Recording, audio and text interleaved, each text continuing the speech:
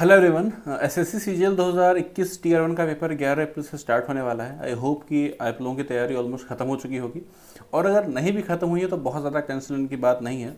Reason उसका ये है कि देखिए, जब से मैं एसएससी के फील्ड से जुड़ा हूँ, मैं हर तरह के स्टूडेंट्स से को देख चुका हूँ, बात कर चुका हूँ जिनका सिलेक्शन हुआ है और वो बिल्कुल एक्सपेक्ट नहीं कर रहे थे कि मेरा सिलेक्शन होगा।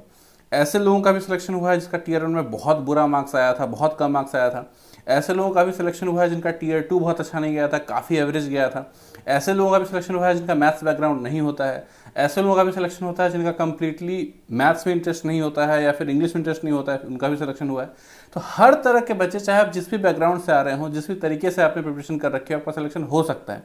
इवन आप शायद बिलीव नहीं करेंगे, हम लोग कहते हैं ना कि सिलेबस कंप्लीट करना बहुत इंपॉर्टेंट है।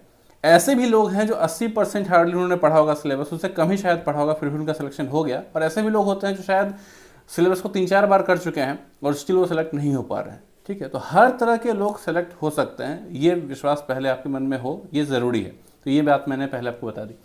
कुछ बातें मैं करने के लिए आया हूँ जो बात मुझे लगा कि अभी शायद नहीं हो पा रही है उतनी क्लियरली। अभी हम लोग क्रैश कोर्स वगैरह पे आप देख रहे होंगे, यूट्यूब पे काफ़ी चल रहा है, प्लस आखिरी के 1-2 हफ्ते में क्या करना चाहिए, इस तरह की बातें हो रही हैं और होनी भी चाहिए। रिवीजन कैसे करना है, एटीट्यूड कैसा रखना है, पेपर हॉल में एंटर करने से पहले क्या क्या करना है, उस तरह की बातें। कुछ बातें मैं करूँगा जो कि मुझे लगी कि होनी चाहिए लेकिन अभी उतनी हो नहीं रही है। ठीक है, सबसे पहली बात, और एक बात और, कि अभी मैं फ़िलहाल सेलेक्टेड नहीं हूँ। ठीक है, सीजीएल में, तो इसका कोई ऐसा नहीं है कि मैंने जो बोल दिया वो पत्थर की लकीर हो गई, ये गलत भी हो सकता है। तो पहले ही मैं एक डिस्क्लेमर दे रहा हूँ कि I am not SSC CGL selected and that's why it's your decision to, क्या इसको आप ऑप्ट करना चाहते हो कि नहीं।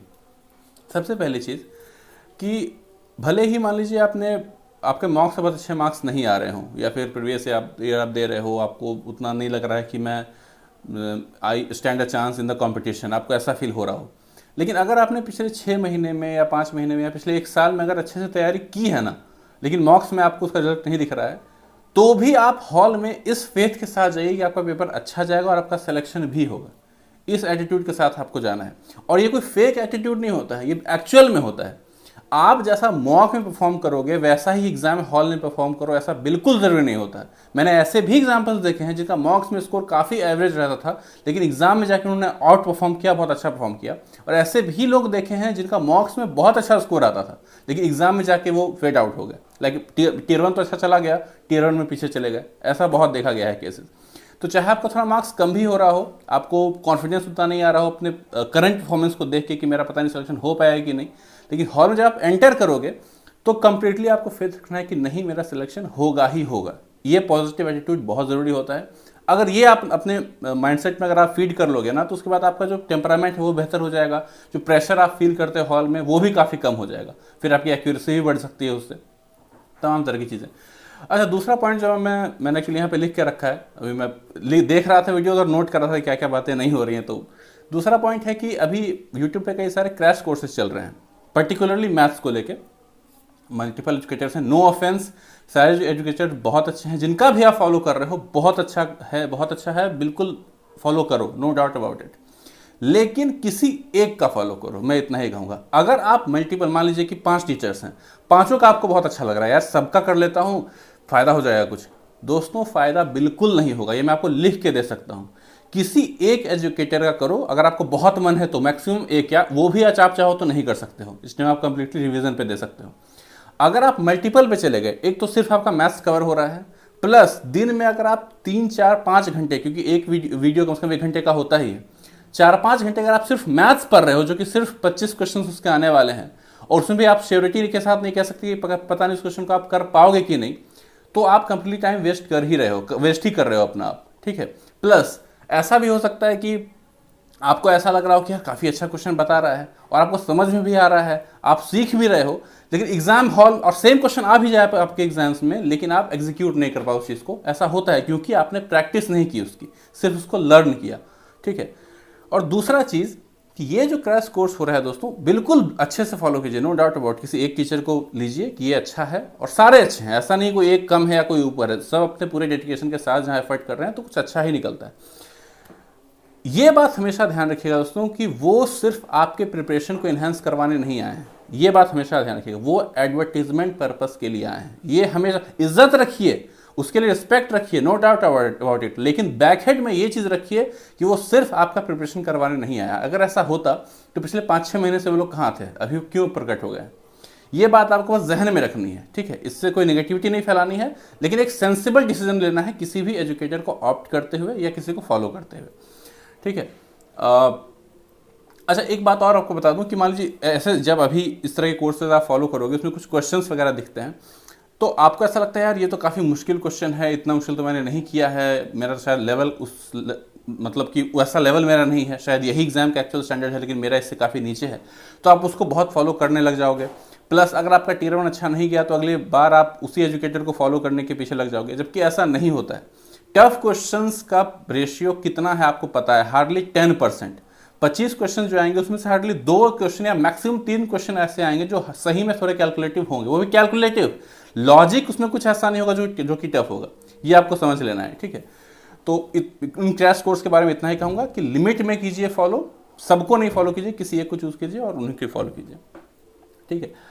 और साथ में ऐसे क्वेश्चन पुट किए जाते हैं जो टफ होते हैं और जो ट्रिक से होते हैं, ठीक है। मतलब कि आप पे इम्पैक्ट और आपको इम्प्रेस करने के लिए जो क्वेश्चन सुटेबल उनको लगते हैं वही वो उस सेट में पुट करते हैं, ठीक है। मैं किसी के लिए बारे में कुछ बुरा नहीं बोल रहा हूँ, नेगेटिव नहीं बोल रहा हूँ, आपको बस थोड़ा सेंसिबल बिहेव करना है, एज सिंपल एज दैट। अगला पॉइंट ये दोस्तों कि एसएससी सीजीएल 2019 का जो कोर्ट केस है उस पर कोई अपडेट नहीं है, ठीक है। आज 5 अप्रैल हो चुका है और कल यानी कि 6 अप्रैल के भी कॉज लिस्ट में हमारा केस लिस्टेड नहीं है, तो कोई वर्डिक्ट आने का भी सीन नहीं दिख रहा है। इस वीकेंड तक शायद कुछ आ जाए, मतलब 10% चांस है कि शायद कोई डेट मिल जाए उसके अगले वीकेंड का, अभी तक कोई वो नहीं है। तो रेडी रहिए फिर से हाई कट ऑफ 2021 में देखने के लिए, ठीक है। हाई कट ऑफ हाई जाएगी, प्लस 2020 सीजीएल टियर 2 टियर 3 का भी रिजल्ट नहीं आया है, 30 अप्रैल को आने वाला है टियर 2 का, वो भी सिर्फ अभी स्कोर्स रिलीज होगा, कट ऑफ रिलीज होगा अभी एक्चुअली। तो 2020 के भी तो 2020 के तो सारे बच्चे बैठेंगे 2019 के भी मैक्सिमम बच्चे बैठने वाले हैं, तो कट ऑफ डेफिनेटली ऊपर जाएगी। इसके लिए प्रिपेयर रहिए, ठीक है। मैं आपको डरा नहीं रहा हूँ, लेकिन प्रिपेयर रहिए इसके लिए, ठीक है। और आखिरी पॉइंट दोस्तों कि देखिए एसएससी सीजीएल के लिए नहीं प्रिपेयर करने के लिए बहुत सारा आपको ऑप्शन मिलेगा, ठीक है। रीज़न कि क्यों नहीं करना है, वैकेंसीज कम है, ये भी एक रीज़न है, काफ़ी लेट होता है पूरा प्रोसेस, ये भी होता है। एग्ज़ाम हो गया तो रिजल्ट नहीं, रिजल्ट आ गया तो ज्वाइनिंग नहीं, ज्वाइनिंग आ गया तो प्रमोशन में दिक्कत, तमाम तरह की चीज़ें आपको सुनने को मिलेंगी। कई लोग ऐसा ही आपको सुनने को बोलते हुए मिलेंगे कि अब पहले जैसा मज़ा नहीं है, पहले जैसा रुतबा नहीं है, इस तरह की चीज़ें। तो एसएससी सीजीएल की प्रिपरेशन छोड़ने के लिए ना हज़ारों बहाने हैं, ठीक है। करने का सिर्फ एक बहाना काफ़ी होता है जो कि आपको चुनना है। और मैं आपको थोड़ा सा कन्फ्यूज़न क्लियर कर देता हूँ। यूपीएससी के बाद, यूपीएससी जिस भी जॉब के लिए लोगों को रिक्रूट करता है, उसके बाद सेंट्रल गवर्नमेंट के लिए जनरल जो कंपटीशन, जो जनरल बच्चे होते हैं जो कि मिक्स्ड एकेडमिक बैकग्राउंड से आते हैं, उनके लिए यूपीएससी के बाद बेस्ट है एसएससी सीजीएल। इस बात को ध्यान रखिएगा हमेशा। मैं इसमें पीसीएस की बात नहीं कर रहा हूँ यहाँ पे, उसके पहले एसएससी सीजीएल है, उसके बाद आप पीसीएस को रख सकते हैं, ठीक है। उसमें भी बहुत सारा क्राइटेरिया होता है, बहुत सारा क्राइटेरिया होता है। अगर आपको घर में रहना है, प्लस आप रूरल एरिया में अगर आप रहना मतलब में ओके हैं, आपको कोई दिक्कत नहीं है, तो बीपीएससी को आप या पीसीएस वगैरह को आप ऊपर रख सकते हैं एसएससी सीजीएल से। लेकिन यूपीएससी के बाद जनरल एस्पायरेंट्स के लिए कोई बेस्ट एग्जाम अगर है तो एसएससी सीजीएल ही है। इसके लिए आप निसंकोच रहिए, निश्चिंत रहिए, ठीक है। आप जिसके लिए प्रिपेयर कर रहे हैं, अगर उसमें वक्त लगता है, आपको एफर्ट देने पड़ते हैं, फ्रस्ट्रेशन होता है, डिप्रेशन होता है, काफ़ी टफ लगता है कंपटीशन, तो ये एग्ज़ाम ये सब चीज़ें डिज़र्व करता है, ठीक है। मैं आपको मिसलीड नहीं करने के लिए नहीं बोल रहा हूँ, जॉब प्रिपरेशन करना नहीं करना वो डिसीजन कम्प्लीटली आपके ऊपर है। लेकिन अगर आपको मौका मिले चूज़ करने का, तो it is very very sensible and obvious that any aspirant will choose SSC CGL over bank और रेलवेज और any exam that is related to candidates from general competition like general background.